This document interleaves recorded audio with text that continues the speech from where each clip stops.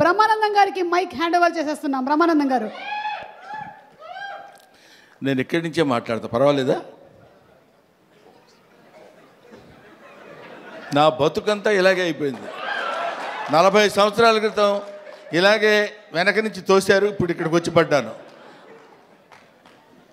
ఇప్పుడు ఏంటి ఒక్కొక్కళ్ళు ఎంతసేపు మాట్లాడుతున్నారో అనుకున్నా. నేను ఎంతసేపు మాట్లాడతానో నాకు తెలియదు. ఎందుకంటే నా వెనకున్నది, నా ముందున్నది, నా పక్కనున్నది, నా చుట్టూ ఉన్నది మా చిరంజీవి గారు. కాబట్టి ముందు గుర్తుపెట్టుకొని చెప్పాల్సిన కొన్ని మర్చిపోయినా పర్వాలేదు, కానీ గుర్తుపెట్టుకొని చెప్పాల్సిన విషయాలు కొన్ని ఉన్నాయి. ఈ సినిమాకి ప్రొడ్యూసర్ మిస్టర్ రాహుల్ యాదవ్. ఈయన వచ్చి నాకు స్టోరీ చెప్పినప్పుడు నేనేమన్నాను, వాళ్ళు ఏమన్నారని అందరూ చెప్పారు. అర్థం కాకుండా మా డైరెక్టర్ గారు కూడా చెప్పారు, ఏ మాటగా మాటే. కానీ మేమందరం కలిసి కూర్చుని చేసేటప్పుడు ఒక ప్యాషన్ ఉన్న ప్రొడ్యూసర్. జనరల్గా ఊరికే ఏదో డబ్బు ఇచ్చేసి సినిమా చేసేయండి అనటం కాకుండా, సినిమా ఇలా తీస్తే బాగుంటుంది, ఇలా ఉంటే రాత్రి 7:30 వరకు, ఇవాళ మార్నింగ్ 7:30 వరకు కూర్చొని పనిచేసినటువంటి అతి తక్కువ మంది కుర్ర ప్రొడ్యూసర్స్లో నేను చూసింది రాహుల్ యాదవ్ని. I feel proud. అటువంటి అంటే కొంచెం చదువుకుని దాన్ని ఆకళింపు చేసుకుని మంచి సినిమాలు తీయాలనేటువంటి ఆలోచనలో ఉన్న ప్రొడ్యూసర్స్లో రాహుల్ యాదవ్ ఒకడు. ఆ తర్వాత డైరెక్టర్ నిఖిల్ తను ముందు అసలు ఫస్ట్ ఒక 3 days నన్ను, ఇంకా ఇదిగో ఇప్పుడు మన రఘుబాబు లాంటి వాళ్ళను, లేకపోతే ఒక రాజీవ్ కనకాల లాంటి వాళ్ళను చూసినప్పుడు ఒక చిన్న, అంటే నేను వీళ్ళని డైరెక్ట్ చేస్తున్నాను అనే దాని నుంచి ఒక 3 days కొంచెం తప్పుకోవడానికి కష్టపడింది. ఎందుకంటే వెరీ వెరీ గుడ్ బాయ్, దానితో పాటు వెరీ ఇంటెలిజెంట్ బాయ్. లేకపోతే ఇంత కథ ఈ రకంగా రాయగలిగినటువంటి కెపాసిటీ సామాన్యంగా ఉండొచ్చు. ఇది తాత మనవడు గురించి చెప్పేది. ఒక మాటలో చెప్పాలంటే, with the permission of the producer, ఒక మాటలో చెప్పాలంటే ఒక బేవర్స్ తాత, ఒక అడమెంట్ గ్రాండ్ సన్, వీళ్ళిద్దరూ వాళ్ళ జీవితాల్ని ఒకచోట నిలబెట్టుకుని, ఒకచోట కలుసుకుని, ఇద్దరు very good grand father and very good grand son అనే స్థితికి అందంగా తీసుకొచ్చినటువంటి స్టోరీ ఇది. తర్వాత ఇది వ్యాలంటైన్స్ డే రోజున రిలీజ్ చేస్తున్నాం అన్నారు. వ్యాలంటైన్స్ డే అంటే ప్రేమికుల దినోత్సవం. ప్రేమికులు అనగానే మనం వెంటనే టీనేజ్లో అమ్మాయిలు అబ్బాయిలు ప్రేమించుకోవటాలు అనేది అది కామన్ పాయింటే. ఒక తాత మనవడు ప్రేమించుకోవటంలో కూడా ప్రేమ ఉంది. ఒక తండ్రి కొడుకు ప్రేమించుకోవటంలో కూడా ప్రేమ ఉంది. ఇలాగా ఒక స్నేహితుడు మధ్య కూడా ప్రేమ ఉంటుంది. అది ప్రేమ ఈజ్ యూనివర్సల్. అది రేపు తాత మనవడిద్దరి మధ్య ఉన్నటువంటి ప్రేమ గురించి చెప్పే రోజున February 14th ఈ సినిమా రిలీజ్ అవుతుంది. సినిమా చాలా అద్భుతంగా ఉంది. నా మాట వినడం చూడండి, అమ్మతోడు మీరు నమ్మండి సార్, నా మాట వినడం బతికినట్టం కాదు. సిన్సియర్గా సినిమా బాగుంది అని అబద్ధం చెప్పకుండా చెప్పేటువంటి స్థితి నాకు నా సినిమా చూసిన తర్వాత కలిగింది. అందువల్ల మీ ముందు చెప్తున్నాను. ఆ తర్వాత ఈ సినిమాలో నాకు గురువు, దైవం, ఆద్యుడు, నీ పేరు చెప్తాను అనుకుంటున్నావు కదా నువ్వు? చిచ్చి, నీ పేరు ఎందుకు చెప్తాను నేను? వెన్నెల కిషోర్. అతను ఇందాక ఊరికే కావాలండి కామెడీగా అన్నాను కానండి, మనిషి చాలా, అంటే ఎక్కువసేపు ఆయన కామెడీ చాలా బాగా చేస్తాడు, ఈ సినిమాలో అద్భుతంగా చేశాడని చెప్పడం కంటే, ఈ కథ ముందు రాహుల్ యాదవ్ గారు ఆయనకు వినిపించారు, హీరోగా ఉండండి మీరు చేయండి అని. సెల్ఫ్ క్రిటిసిజం అంటారు, ఆత్మవిమర్శ. ఆ కథ నేను విన్న తర్వాత అతను, నేను లాభం లేదండి ఈ సినిమాలో నేను ఆ క్యారెక్టర్ చేయలేను హీరోగా. అది హీరోగా చేయగలిగింది తాత మనవడుగా, తండ్రి కొడుకులుగా ఉన్నటువంటి వాళ్ళు తాత మనవడుగా చేస్తే చాలా బాగుంటుందని ఆయన మిత్రుడు గౌతమ్ గారి పేరు ప్రపోజ్ చేసి తీసుకొచ్చినటువంటి వ్యక్తి మిస్టర్ వెన్నెల కిషోర్. సో ఇంత మంచి మనసుల యొక్క కలయిక చేత ఏర్పడినటువంటి ఒక అద్భుతమైన సినిమా ఇది అని నేను చెప్తున్నాను. ఇటువంటిది ఈ సినిమా లాంటివి. తర్వాత ఈ సినిమాకి డిఓపి చాలా అద్భుతమైనటువంటి పద్ధతిలో బహుశా ఇందాక మీరు చూసినప్పుడే మీకు అనిపించి ఉంటుంది. డిఓపి గారు కానివ్వండి, ముఖ్యంగా music director Sandilya, I love him. ఈ శాండిలియాను డైరెక్టర్ గారు ఇద్దరు కలిసి బాగా అరేంజ్ చేసుకున్నట్టున్నారు కదా, అంటే పేరెత్తగానే అరుస్తున్నారు అలాగా. రైట్. శాండిలియా ఎవరో నాకు పరిచయం చేస్తూ, సుమ అనుకుంటా, సుమ నాకు పరిచయం చేస్తూ ఒకసారి అదే మొన్న ఏదో ఇంటర్వ్యూలో శాండిలియా గారు ఎవరి దగ్గరండి కీబోర్డ్ ప్లేయర్గా కీరవాణి గారి దగ్గర వయలినిస్ట్గా చేశారండి, చాలా గొప్పగా. ఇంతకుముందు మనం మామూలుగా చెప్పుకునేటప్పుడు కీరవాణి గారి దగ్గర పనిచేశారండి అంటారు కదా, ఈ సినిమా తర్వాత శాండిలియా గారి దగ్గర పనిచేసేవాళ్ళండి వీళ్ళని చెప్పుకుని చూస్తున్నాను నేను. ఇందులో అతను ఉన్నాడు కాబట్టి చాలా గొప్పగా చేశాడని చెప్పే మాట కానే కాదు, సిన్సియర్గా చెప్తున్నాను. చాలా అంటే ఒక స్టాండర్డ్ మ్యూజిక్ డైరెక్టర్ అనిపించింది నాకు అది చూసిన తర్వాత. I love it. ఇది అయిపోయింది ఇంతవరకు. ఈ తర్వాత ఇంకెవరైనా మిగిలిపోయారా? ఇంకెవరు మిగలలేదు. ఇంకా గెస్టుల జోలికి వచ్చేయచ్చు మనం. గెస్టులు మీరు గెస్ట్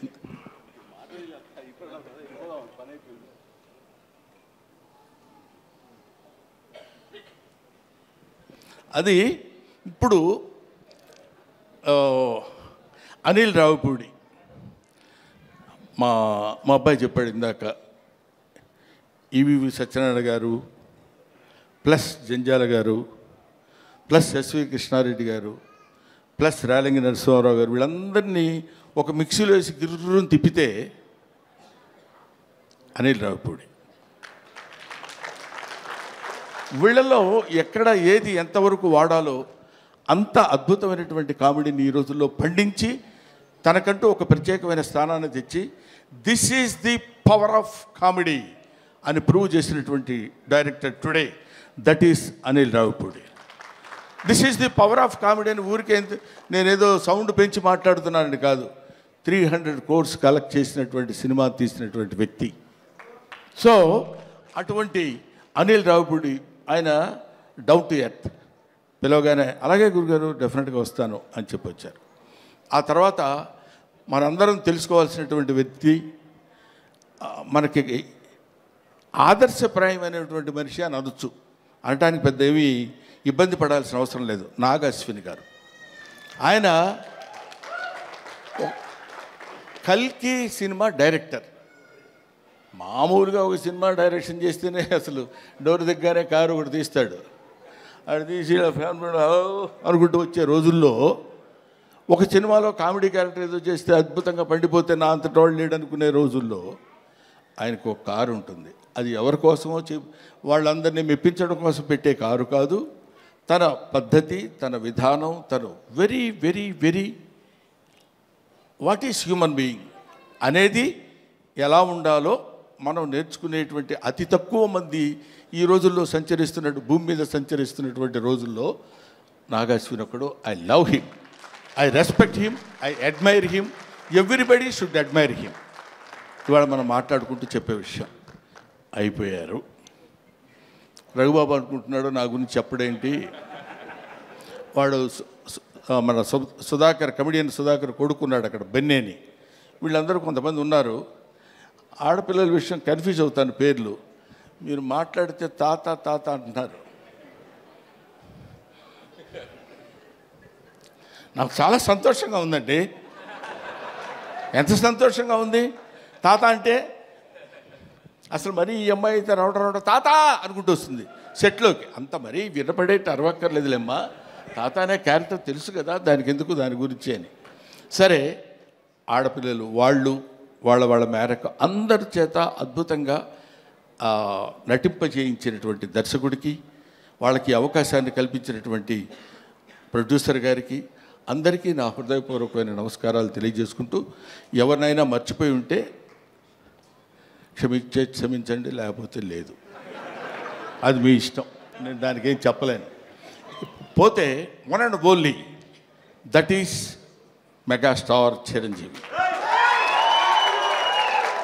మెగాస్టార్ చిరంజీవి గారి గురించి అఫ్కోర్స్ ఆయన గురించి మాట్లాడటానికి నా ఒక్కడికే క్వాలిఫైడ్ మ్యాన్ అనుకుంటున్నాను. ఆయన 40 సంవత్సరాల సుదీర్ఘమైన ప్రయాణం ఆయనతో నా 4 decades. ఆయన ఖైదీ సినిమా చూడటం కోసం భీమవరంలో, అప్పుడు అత్తిరి కాలేజీలో లెక్చరర్గా చేసేవాడిని. భీమవరం వచ్చినప్పుడు పని మీద హడావుడిగా వెళ్ళిపోయి ఆ సినిమా చూసి వచ్చి ఎవడో కుర్రాడు భలే చేస్తున్నాడు రా అసలు ఏదండి అదే చెప్తున్నాను. భీమవరం నేను అత్తిలి అంటే ఒక it's neither village Nar A town కావాలనుకుంటే కొంచెం సిటీ లాంటి ప్లేస్ కావాలనుకుంటే భీమవరం వెళ్ళేవాళ్ళం. అప్పుడు నా మిస్సెస్ ప్రెగ్నెంట్గా ఉంది. ఏడ్రా ఎక్కడ ఉన్నా నేను గబుక్కుని ఎవరినో చూపించినట్టు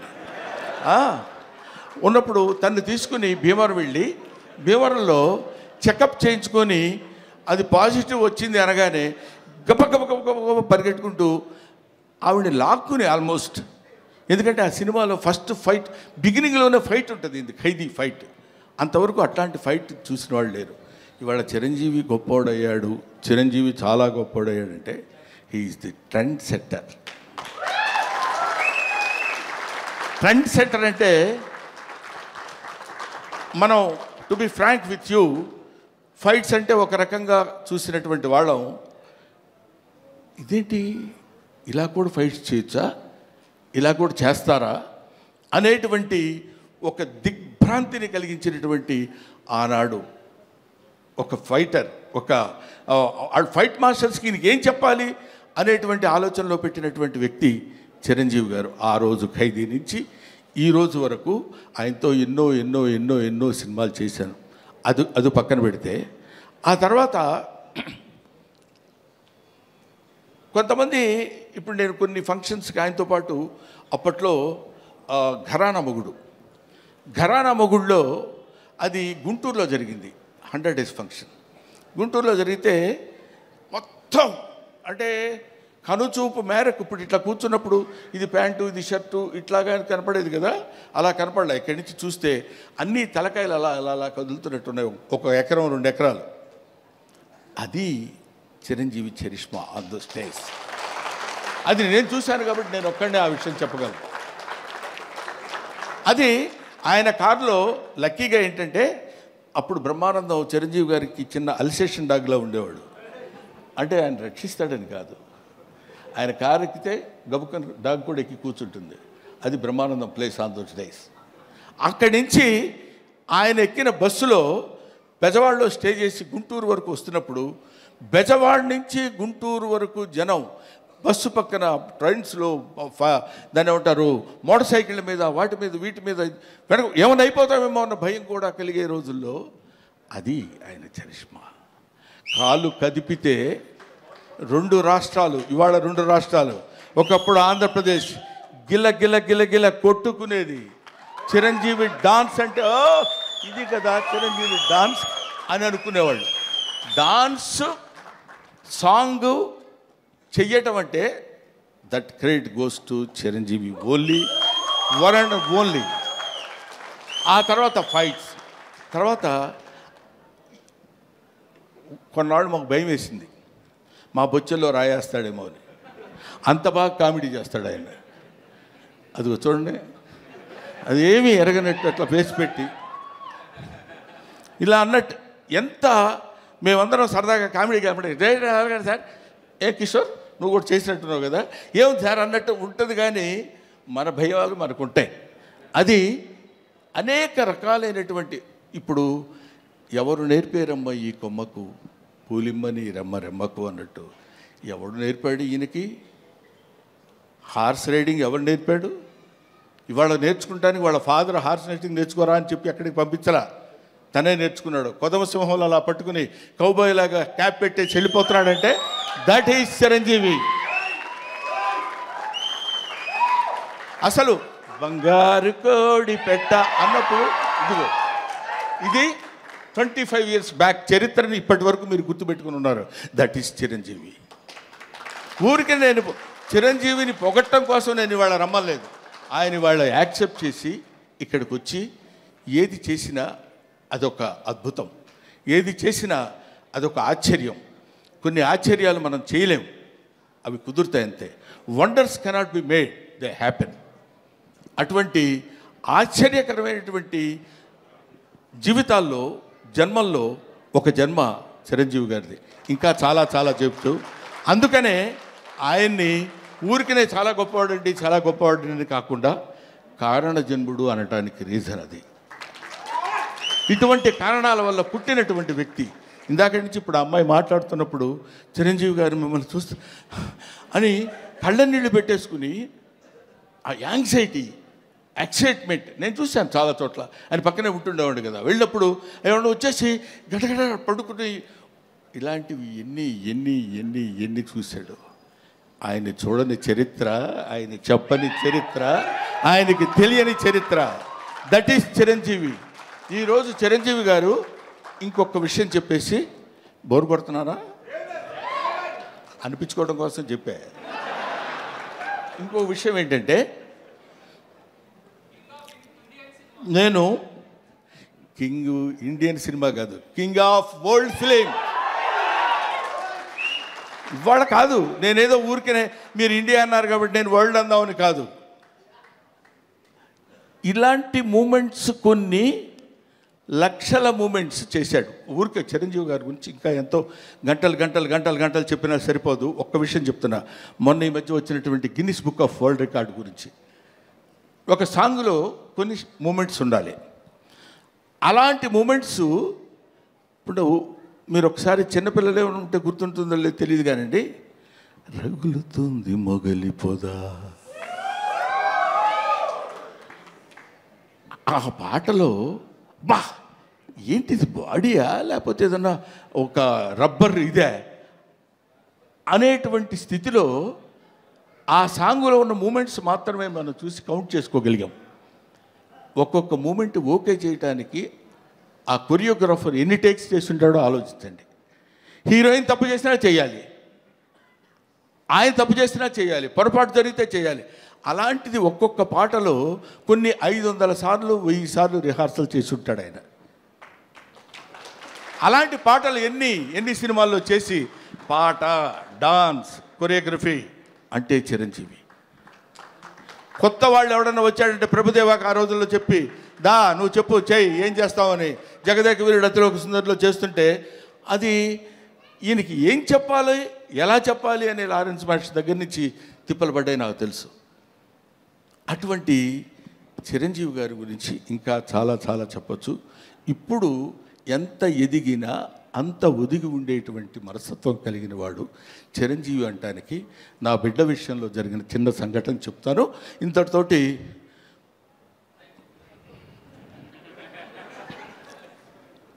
నేను ఈ సినిమాకి చీఫ్ గెస్ట్గా ఆయన్ని పిలుద్దాం అనుకుంటే సరే ప్రతిసారి మనకు తెలుసు కదా ఆయన గురుగారు మన ఇంట్లో అంటే వస్తాడు ఆయన. వీడి ప్రతిదానికి ఎక్కడ ఏదైనా రండి అంటాడేంటి అని అనుకుంటారేమో అనే ఆలోచనతో కొంచెం తటపటాయించా. నాకు నా తమ్ముడు ఉన్నాడు ఎదురుగా, రాజా రవీంద్ర. అతనితో చెప్పా ఇట్లా, మీరు ఎందుకు సార్ అలా అనుకుంటారు, ఆయన అలా అనుకోడు సార్ అన్నారు. అయినా నాకు కొంచెం చాలక ఎవరినన్నా పిలుద్దామా, ఎలాగన్నా ఎవరన్నా వస్తే బాగుంటుంది కదా అనుకుంటే ఈ విషయం తను చిరంజీవి గారికి చెప్పాడు. ఏమండి బ్రహ్మానందం అనే సినిమా వాళ్ళ అబ్బాయితో తీశాడు, యాక్ట్ చేశాడు, మిమ్మల్ని చీఫ్ గెస్ట్గా పిలవాలనుకున్నాడు. కానీ గురువుగారిని మరీ మనం ఎక్కి తొక్కేసినట్టు బాగుండదురా, ప్రతి చోటకి 9వ తారీఖు 5వ ఫంక్షన్ ఉంది, 10వ తారీఖు అయితే మళ్ళీ 11వ తారీఖు ఫంక్షన్ అంటే కొంచెం ఇబ్బందిగా ఉంటుందని అన్నాడంటే ఆ ఫోన్ ఇలాగి అని తన దగ్గర ఫోన్ తీసుకుని సడన్గా చూస్తే ఈయన ఫోను, బ్రహ్మం రా చాలా కాలం అయింది మాట్లాడి,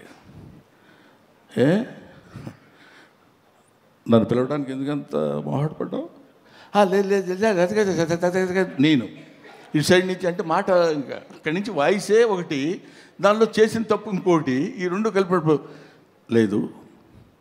గౌతమ్ నీకు బిడ్డ, నాకు బిడ్డ లాంటి వాడేరా, నువ్వేమి ఆలోచించొద్దు, నువ్వు ఎక్కడో టైము రాజా రవీందర్కి చెప్పు, నేను వస్తున్నాను, you just note it down. That is Chiranjeevi.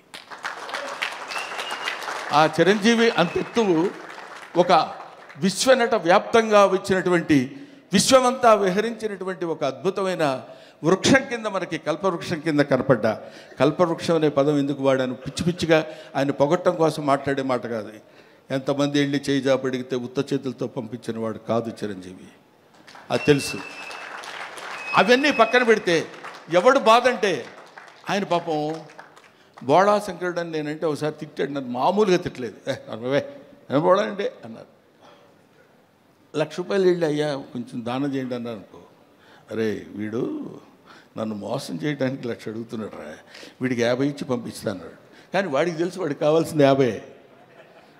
అంటే ఇచ్చేటువంటి గుణం అలా ఉందంటానికి, ఇంత మనం చూస్తున్నటువంటి చిరంజీవి ఇంత గొప్పవాడు, ఇంత గొప్పవాడు, ఇంత గొప్పవాడని మనం అనుకుంటానికి, అంత విస్తరించినటువంటి ఆ చెట్టు ఎన్ని దశాబ్దాలుగా భూమితో పోరాడి పోరాడి పోరాడి తను భూమి నిండా విస్తరించుకుని పోయి, అది మనకి కనపడదు. ఆయన పడినటువంటి శ్రమ మనకి కనపడదు. ఆయన భూమిలో విస్తరించడానికి తన వేళని ఎలా అయితే లోపలికి పంపించుకున్నాడో మనకు తెలియదు. పైకి కనిపించినటువంటి ఒక అద్భుతమైన వృక్షం మాత్రమే కనిపిస్తుంది. అటువంటి మన 2 రాష్ట్రాలకి, మన భారతదేశానికి, లేకపోతే మన ఇంకొక ఇట్లాగా హద్దులు ఉన్నటువంటి వ్యక్తి కాదు చిరంజీవి. హద్దులు లేనటువంటి అమితమైనటువంటి మహనీయుడు చిరంజీవి. ఆయన వచ్చి ఆ రోజు నన్ను ఎట్లా అయితే చెయ్యి పట్టుకుని మొట్టమొదటిసారి నేను విమానం ఎక్కింది ఆయన తీసుకెళ్ళినప్పుడే, నాకు తెలియదు అంతవరకు. చెయ్యి పట్టుకొని ఫ్లైట్ ఎక్కించి తీసుకొచ్చారు. ఇవాళ నా బిడ్డని చెయ్యి పట్టుకుని ఇప్పుడు ఈ విమానం ఎక్కిస్తున్నారు. Thank you very much, thanks a lot. Thank you Brahmanandam garu. And పళ్ళ సెట్ ఊడిపోద్ది. Thank you.